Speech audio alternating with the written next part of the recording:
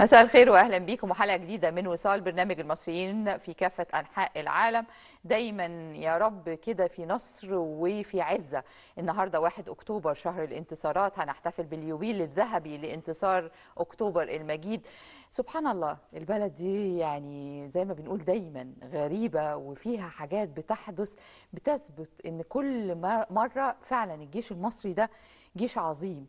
يعني احنا بنحتفل باليوبيل الذهبي وفي نفس الوقت عندنا الانتخابات الرئاسية.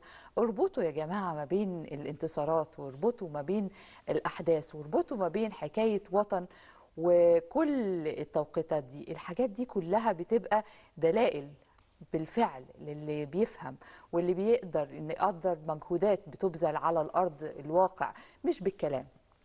يعني الأوطان بتتبني بالانتصارات زي انتصار حرب أكتوبر، بالعمل وبالجهد وبالمثابرة هنقدر نتقدم. عدينا بصعاب كثيرة جدا، عدينا بهزايم وحولناها لنصر. في أكتوبر ده برضو هنحول كل الصعاب اللي بتقابلنا لانتصارات. السفارات والقنصليات فاتحة أبوابها دلوقتي لعمل التوكيلات للمرشحين الرئاسيين. شايفين طبعا مجهود كبير جدا من الجاليات المصرية في الخارج، وفي إقبال لتأييد الرئيس عبد الفتاح السيسي، وأيضا الحرية كاملة مطلقة لكل من يختار رئيسه القادم في التوكيلات. عندنا الانتخابات الرئاسية إن شاء الله في 1 ديسمبر، بالنسبة للمصريين في الخارج هتبقى 1 و2 و3 ديسمبر. فأنا كالعادة بقول لكم لازم نشارك. المشاركة معناها إن أنت حريص على وطنك، ومفيش حد حريص على وطنه أكتر من المغترب. عاوز تعرف غلاوة الوطن؟ اسأل المغترب على غلاوة الوطن ده، هيقول لك بالظبط هو بيحس بإيه لما رجله بتيجي هنا وبينزل من الطيارة على أرض مصر ويحمد ربنا على نعمة الوطن. اسمحوا لنا النهاردة بقى نتكلم عن مهرجان سينمائي. مهرجان سينمائي بتشهده نيويورك. ده الدورة الثالثة ليه، وهو المهرجان المصري الأمريكي للسينما والفنون. هنتكلم مع رئيس المهرجان اللي مشرفنا لأول مرة في وصال، الكاتب الصحفي صفوت يوسف، رئيس المهرجان المصري الأمريكي للسينما والفنون بنيويورك، الذي سيعقد من 3 إلى 5 نوفمبر، وهو رئيس مجلس إدارة مؤسسة نداء الوطن الدولي وعضو نقابة الصحفيين المصريين، وسافر إلى أمريكا في 2008 والأول مرة في وصال. أهلا بيك. اهلا بحضرتك. اسمح لنا نشوف مع بعض نشرة أخبار وصال ونرجع نبتدي بقى كلامنا عن هذا المهرجان. اتفضلي. نشوف مع بعض نشرة أخبار وصال. نشرة أخبار المصريين في الخارج من وصال. وزارة الخارجية توجه بعثاتها في الخارج باستمرار العمل أيام الإجازات الرسمية وعطلات نهاية الأسبوع لإصدار نماذج التأييد لمرشح الانتخابات الرئاسية 2024. طلبت السفيرة سوها جندي وزيرة الهجرة من لهم حق التصويت إلى المشاركة في الانتخابات الرئاسية المقبلة كحق دستوري أصيل يكفله لهم الدستور والقانون، مؤكدة أن هذا يعد واجبا وطنيا على كل مصري بالداخل والخارج تجاه بلدهم في المرحلة الراهنة. المصريون حول العالم يدشنون حملة مواطن لدعم مصر بشعار كن مع الوطن لدعم الرئيس السيسي. القانون المصري يحدد 3 أشهر مهلة لإبلاغ المصري بالخارج بزواجه أو طلاقه للقنصلية. السفيرة سوها جندي تلتقي الدكتور هاني الكاتب مستشار رئيس الجمهورية للشؤون الزراعية وأستاذ علم الغابات بألمانيا.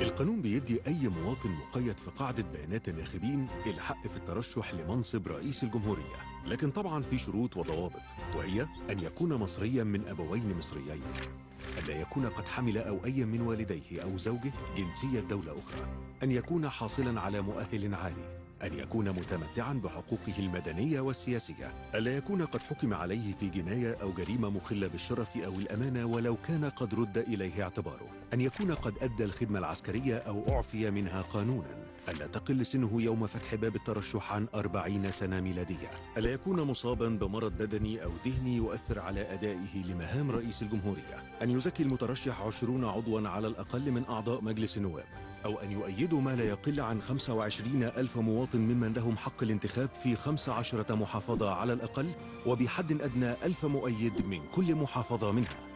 وعشان أي ناخب يؤيد أي مترشح عليه التوجه إلى أقرب شهر عقاري ومعاه بطاقة الرقم القومي أو جواز السفر المتضمن الرقم القومي. بس خلي بالك إنه ممنوع قانونا إنك تؤيد أكتر من مرشح، أو إنك تؤيد نفس المرشح أكتر من مرة. هم 9 شروط، لا أكتر ولا أقل. الهيئة الوطنية للانتخابات، شارك، صوتك هيوصل.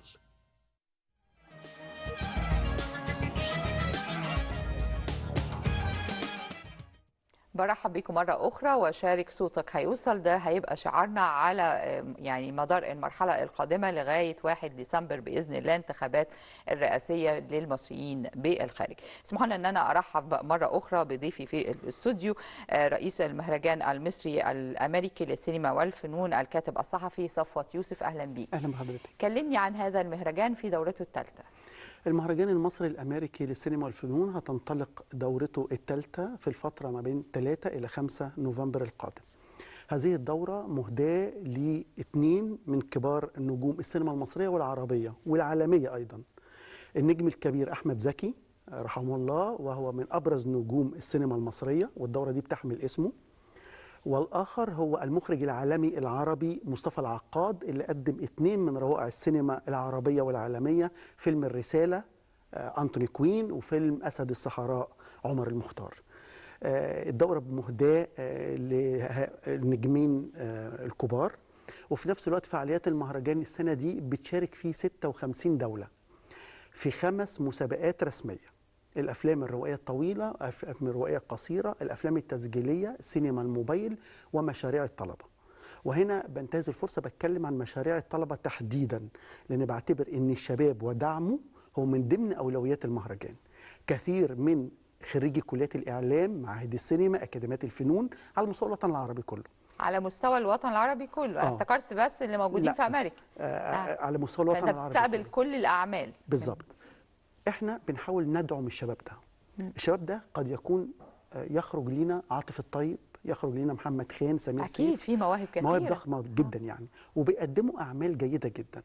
ممكن تكون عائق الإمكانيات بيقف قدامهم، ولكن احنا كمهرجان بنديهم الأولوية والدعم والمساندة. وخاصة هناك كثير من الشباب بيقدم قضايا مجتمعية وواقعية وإنسانية وتمس المجتمع، سواء المجتمعات العربية على حدة أو المجتمع المصري بصفة خاصة. طب هرجعك شوية لورا. اتفضل. في 2008 أنت سافرت للولايات المتحدة الأمريكية. أولا سبب سفرك إيه؟ أنا صحفي، عضو نقابة صحفيين، بغطي أخبار الأمم المتحدة بشكل منتظم. أنا أسست أول صحيفة هنا 2003، صحيفة نداء الوطن. فكان لازم أعمل نوع من أنواع جسر التواصل ما بين المصريين اللي بالخارج بشكل مطلق، مش في أمريكا فقط ولكن ممكن على مستوى العالم. وكان ليا مراسلين مختلفين في أوروبا وفي أمريكا وفي استراليا وفي كندا إلى آخره. وكان في كتاب بيكتبوا لنا بشكل منتظم إلى آخره. كانت مصر بتمر بمرحلة تحتاج إن احنا نمد جسور التواصل مع كل المصريين الغيورين على بلدهم في الخارج. ولهذا عملت امتداد لصحيفة نداء الوطن اللي تأسست سنة 2003 إلى نداء الوطن الدولي في 2014. ليه حددنا 2014 تحديدا؟ دي كانت أول زيارة للرئيس تقريبا للأمم المتحدة في هذا التوقيت، وكان في زخم إعلامي كبير كان موجود في هذه الزيارة، وما كانش في صحافة حقيقية ملموسة نقدر نقول انها بتعبر عن المصريين بالخارج. ولهذا شرعت في تأسيس صحيفة نداء الوطن الدولي كصحيفة ورقية وصحيفة إلكترونية يومية. طيب انطلاق فكرة بقى المهرجان، أنا من خلال رؤيتي للواقع المعاش في الولايات المتحدة الأمريكية مش بتكلم عن ولاية بعينها. احنا طبعا بنعرض برضو بوسترات المهرجان دلوقتي اللي شايفينها على الشاشة. مفيش مظله بتقدر تجمع المصريين بشكل او باخر، مظله ثقافيه كبيره، مظله فنيه الى اخره. اغلب الايفنتات والانشطه واللقاءات بتبقى فرديه وعلى استحياء، ومجموعه من مجموعات صغيره جدا، اصدقاء مرتبطين ببعض، شله بتقدر تتحاور مع بعض او تعمل ايفنت معين، سواء ايفنت لقاء ندوه. فما فيش مظله كبيره تقدر تعبر عن اسم مصر، تقدر تعبر عن اسم الثقافة المصرية، الهوية المصرية، التاريخ المصري. ازاي انا دايما اقول انت عايز تأثر، ما تأثرش في المصري اللي زيك، انت ازاي تستقطب الجاليات الاخرى. ده انت بتتكلم عن نيويورك. اتكلم على امريكا بشكل مطلق. لا، ونيويورك كمان بتشهد فعاليات كثيرة بالزبط. جدا بالنسبة ثقافية وفنية. انا بتكلم على ان المظله الاكبر، او ما بنشوف ايفنتات زي مثلا كثير من المهرجانات واكاديميات الفنون اللي موجوده بتعمل اعمال ضخمه جدا. انا كنت عايز اعمل ملتقى كبير جدا يلتف حواليه كل الجاليات العربيه، منهم الجاليه المصريه. هقول لحضرتك نقطه مهمه جدا، الجاليه المصريه تاريخ كبير، وهناك شخصيات رهيبة جدا، عظيمة جدا في الفكر وفي الثقافة، في العلوم، في الآداب، في الفنون، في كل المجالات وكل القطاعات كمان، وفي كل مكان. وانتشروا وتوغلوا في أماكن كتيرة جدا. مش اللي موجودين في أمريكا عدد محدود من احنا ممكن نتابع أخبارهم. في جالية احنا لم نصل إليها، يمكن احنا كمهرجان طبعا انتوا 2 مليون في أمريكا بالزبط. تقريبا أو ما يزيد كمان. أنا عايز احنا عندنا فريق عمل المهرجان من الجيل الثاني والثالث. رائع. وهم اللي بيديروا، هم اللي بيقودوا. دي نقطة. المهرجان فروح الشباب بالظبط. المهرجان متجدد، أفرز كثير من المواهب الغنائية، التمثيلية، الموسيقية، في كل القطاعات، في كل المجالات.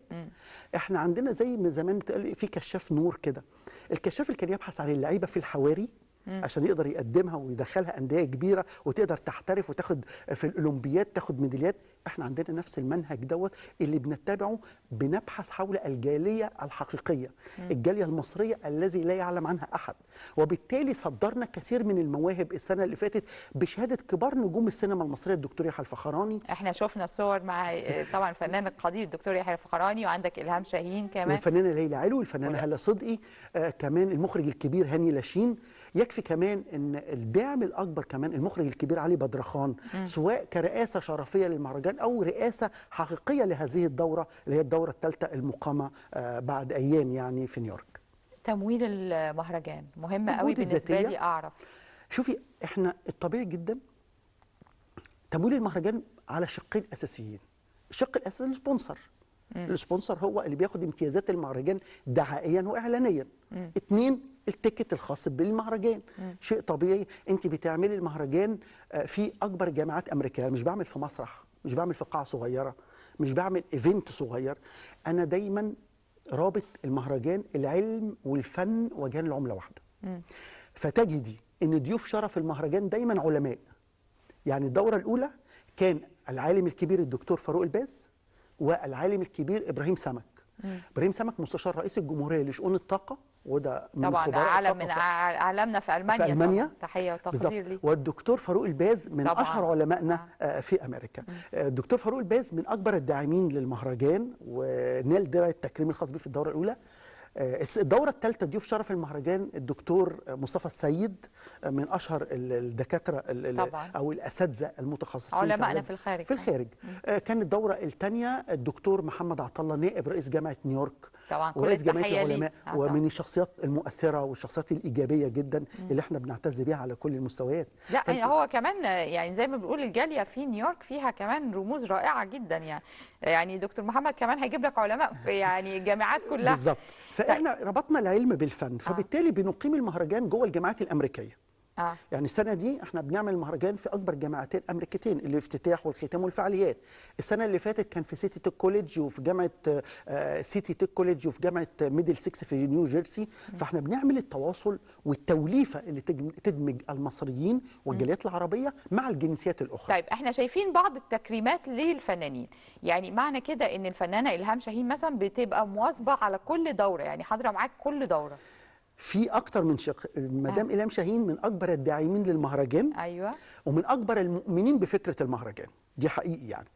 وهي متمسكه دايما بالمهرجان، انها مؤمنه بقيمته، انه شافت كل حاجه بنظره واقعيه ملموسه على ارض الواقع. الدوره الاولى كانت بتكرم مع الفنانه ليلى علوي وهلا صدقي.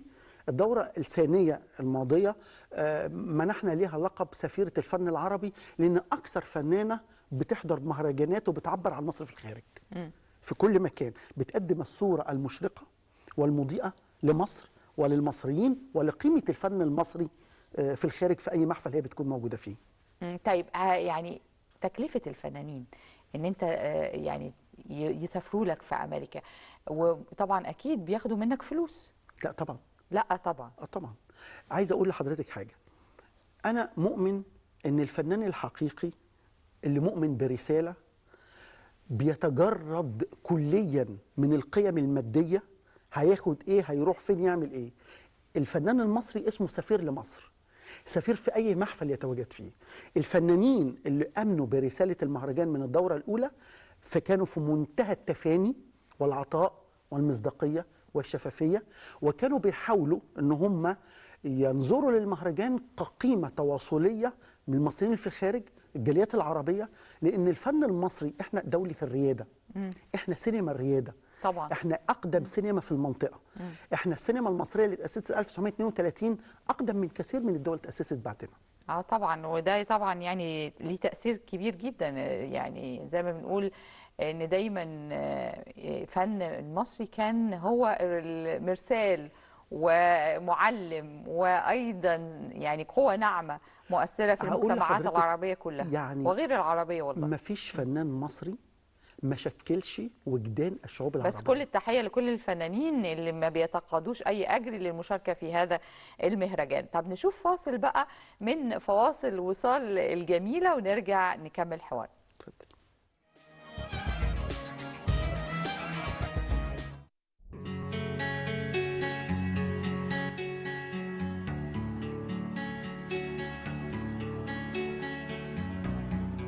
من لندن، من قلب العاصمة البريطانية، بنجوب شوارع لندن بحثا عن قصص نجاح المصريين بالخارج.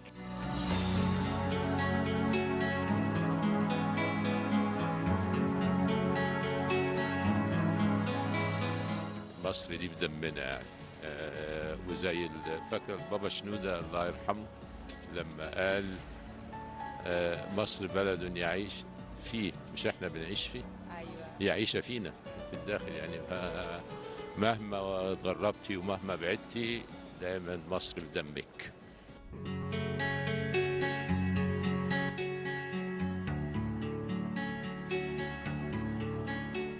حاجات بتساهم في الألفة والمحبة بين أبناء الجالية، حاجات بنتعامل فيها مع مصر زي مشروع هدوم العيد اللي بنعمله كل رمضان ونعمله في الكريسماس. مهما كانت المسميات احنا إن شاء الله بنقوم بيها كل سنة.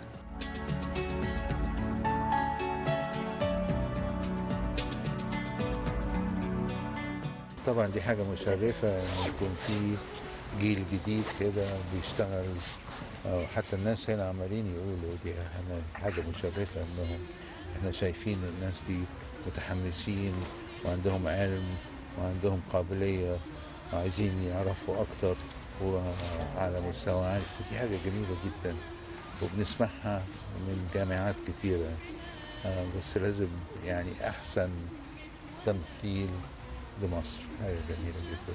الأمل عيون الولاد وصبايا البلد ولا شاف العمل سهران في البلاد والعزم اتولد ولا شاف.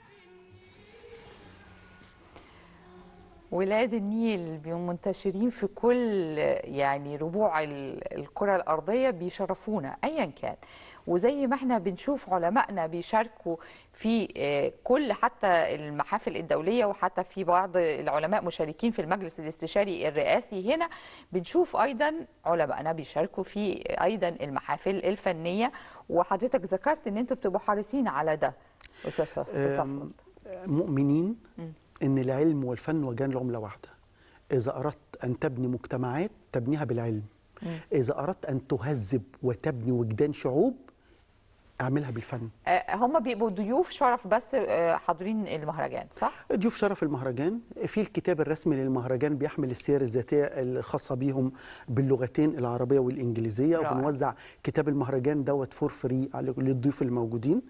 رقم 2 ان احنا عندنا موقع الكتروني خاص بالمهرجان، بتنزل عليه كل السير الذاتيه الخاصه بالضيوف شرف المهرجان، لان الموقع دوت متصل بكثير من الدوائر المعرفيه والدوائر العلميه والدوائر الفنيه على مستوى بالنسبه للاعمال بقى المشاركه، الاعمال السينمائيه بتبقى مصريه ولا ايضا في اعمال عربيه؟ بخلاف طبعا الموضوع الخاص بالطلبه والمبدعين الشباب. احنا 56 دوله مشاركه في المهرجان في هذا العام، ما بين أفلام روائية طويلة وقصيرة وتسجيلية وسينما موبايل ومشاريع الطلبة على مستوى العالم، مش على مستوى مصر فقط.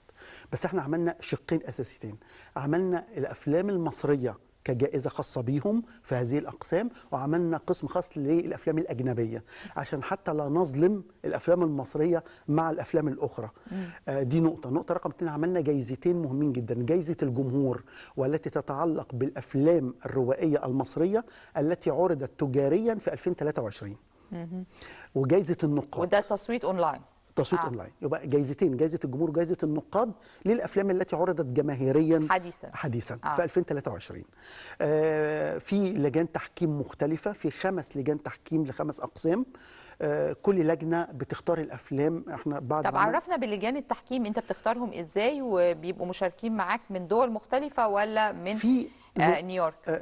لا على مستوى احنا مثلا عندنا لجان تحكيم بتشمل شخصيات كتيره جدا، سواء من فنانين امريكان او نقاد من مصريين او نقاد من عرب او مخرجين الى اخره. فاحنا عندنا عدد كبير جدا. عندنا مثلا الناقد صلاح هاشم، عندنا الناقد احمد عصر، عندنا الناقد فتحي سليمان، عندنا كثير من النقاد، عندنا المخرج الكبير يوسف ابو سيف وده مقيم في الولايات المتحده الامريكيه، من المخرجين الكبار. طبعا كل هذا. وفي ايضا ممثلين في هوليوود من مصريين بيشاركوا ولا ما بيشاركوش؟ لا بيشاركوا وفاعلين جدا. احنا عندنا السنه دي في كم من النجوم الموجودين من الجذور مصريه واصول مصريه مشاركين في الدوره الثالثه، وكمان في داعمين منهم. عندنا الممثل سيد بدريه ابن بورسعيد، ده من اشهر الممثلين الموجودين في هوليوود. عندنا رامي غيط من الفنانين اللي احنا بنعتز بيهم واللي موجودين من الشباب المصري اللي موجود في هوليوود. ففي اعمال كتيره جدا بتقدم، ولهذا لجنه التحكيم بتختار الاعمال طبقا لافكار المهرجان وهويته. احنا عندنا اهداف اللي احنا عايزين نحافظ على الهويه والتاريخ والثقافه، ودي عنصر اساسي. جوائز المهرجان احنا بنمنح جائزه لكل قسم من الاقسام، بنمنح 3 جوائز: جائزه التحكيم الخاصه، جائزه احسن فيلم، جائزه النقاد. يعني عندنا 15 جائزه بتوزع في الختام بالنسبه لهذا الحدث. في ختام بقى حلقتنا احب اعرف التعاون ما بينك وما بين القنصليه العامه المصريه في نيويورك. هقول لحضرتك احنا بنتعامل طبعا شيء طبيعي. اللي احنا الحضور السنه اللي فاتت كان في تمثيل جيد من كل البعثات الدبلوماسيه العربيه بداخل الامم المتحده، وكذلك في تمثيل جيد من القنصليه العامه بنيويورك. كان السنه اللي فاتت الدوره الثانيه كان السفير محمد الحلواني، كان هشام بيه الفخراني، شريف بيه الفخراني. ففي مجموعه كبيره جدا كانت موجوده. كان عندنا القنصل العام لدوله اليمن، البحرين، العراق. فكان في نوع من انواع التضامن الكبير جدا للمهرجان ودعمه من كل القنصليات اللي كانت موجوده، وكذلك البعثات الدبلوماسيه. وحضور طبعا مع يعني كبير من الجاليات بقى المصريه والعربيه. انا بشكر حضرتك جدا الكاتب الصحفي الاستاذ صفوت يوسف رئيس المهرجان المصري الامريكي للسينما والفنون. شكرا وبالتوفيق ان شاء الله في الدوره الثالثه. اشكرك جدا. شكرا. ومشاهدينا في كل مكان، شارك، صوتك هيوصل. ده المهم بالنسبة للوطن، ان انت تكون عنصر فعال وليس متاكل او متكاسل عن حقوقك. لازم تعرف ان عشان تاخد كل حقوقك لازم يبقى عليك واجبات وتنفذها. فالمشاركة السياسية هنا هامة للغاية. إن شاء الله ربنا يحفظ وطننا مصر ودايما للأمام بإذن الله. كل سنة وإنتم طيبين لانتصارات أكتوبر المجيدة، يوبيل ذهبي إن شاء الله مليء بانتصارات حادثة في أمن وسلام. وصال البرنامج الخاص للمصريين بالخارج.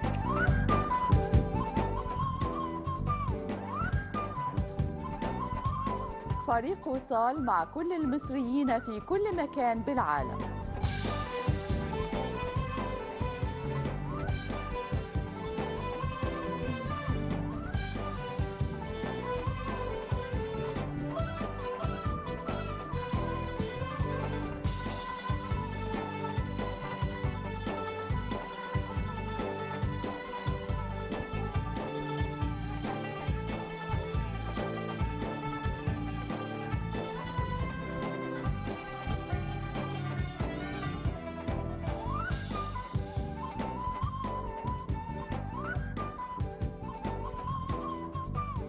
فقط على المصرية وصال.